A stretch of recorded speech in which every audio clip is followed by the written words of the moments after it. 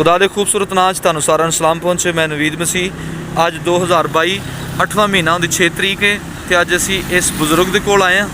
तुसीं हालत देख सकते हो कि मक्खियां बह रही उत्ते ते कपड़े भी उन्होंने गिले होए हुए हैं क्योंकि बारिश होंदी हनेरी होंदी। इत्थे मुनव्वर गिल साहब ने, मुनव्वर साहब इधर आना, इन्होंने मैंने दस्सिया सर बैठो, किन्ने दिनों तो इस तरह बैठे हैं? सर मेरे अंदाजे से दो तीन हफ्ते तो मुझे हो गए हैं। मैं जब भी गुजरता हूँ यहाँ से देखता हूँ बारिश हो धूप हो ऐसे पड़े रहते हैं। बारिश धूप में ये खुले आसमान के नीचे हैं। हाँ जी हाँ जी ये देख लें, खुले आसमान के नीचे और सारे लोग गुजर रहे हैं। ये सारा बाज़ार है, ऊपर कोई छत नहीं है और जो जहाँ पर बैठे हुए हैं वो जगह आप देख सकते हैं कैसी है।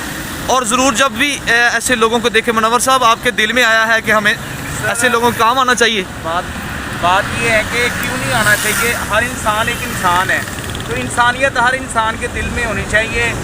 अगर हम लोग इन लोगों के लिए मददगार नहीं बनेंगे तो कौन बनेगा? ज़रूर ऐसे लोगों की हेल्प करें, ज़रूर ऐसे लोगों के लिए आवाज़ उठाएं। बिल्कुल बिल्कुल। ताकि जो बेसहारा और दुदकारे हुए लोग हैं वो हम उनका सहारा बन सके। बाबा जी की हाल है तुहाडा? ते इत्थे कितनी देर तो बैठे हो?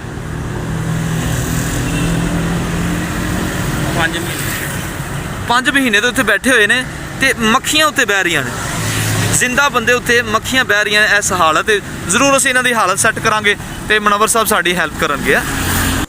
ज़रूर साडा साथ दिओ इस काम च, क्योंकि इस काम च खुदा दी रज़ा है। खुदा ने हर एक इंसान नूं ये ऑर्डर ते हुक्म दिता है कि एक दूसरे के काम आओ। जो असीं एक दूसरे के काम आने तो खुदा नूं राज़ी करने। असीं थोड़ा जिहा वक्त इस बुजुर्गों नाल गुजारिया कि इन्हां विच इन्हां दे कपड़े चेंज किए गए, इन्हां नूं नवाया गया, इन्हां दे किहड़े गंदगी लगी सी वो साफ़ की गई। किंदे वास्ते? रब दी रज़ा वास्ते, खुदा नूं खुश करन वास्ते। ना कि असीं किसी इंसान नूं खुश कर रहे हैं बल्कि खुदा नूं खुश कर रहे हैं। ज़रूर ये मेहरबानी फरमा के तुहाडी हैल्प सानूं ये चाहिदी है।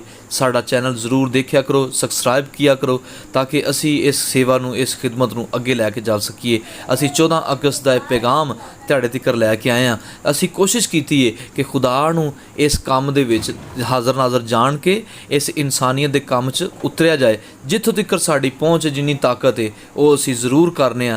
तुहाडी भी सानूं हैल्प की जरूरत साडा ज़हन है कि असीं इन्हां नूं किते ऐसी जगह ते छड्ड के आईए किते धुप ना होवे, किते बारिश ना पवे, एक महफूज जगह ते किते छत होवे। उत्थे साडा दिल कर रहा है कि इन्हां नूं छड्डण जाइए असीं। ते असीं हुण चले आ, ते मैं ते नवीद साहब चले आ।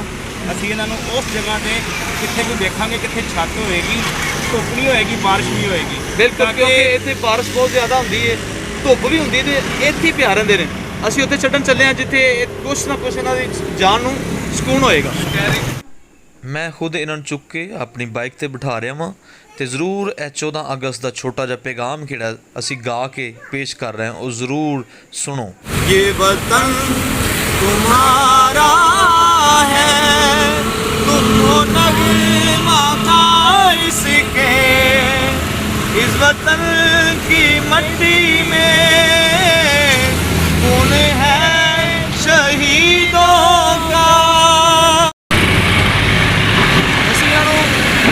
शटर होम देखा, शटर होम छड्ड के आवां क्योंकि ये साढ़े को शटर होम नहीं गा, इसलिए खुले आसमान के थले ने इन्हों बारिश हनेरी ना उत्ते आ रही है। तो इंसान होने के नाते सानूं चाहिए एक दूसरे के काम आना। मुनव्वर साहब की ख्याल है? ये बुजुर्ग आदमी अपने आप तुर भी नहीं सकता, किहड़ी जगह पर बैठा होया उत्थे भी बहाना किया होया सी। अज असीं इहनूं साफ नहा के साफ सुथरा करके खाना बना खा के असीं इस जगह छड्डण चले।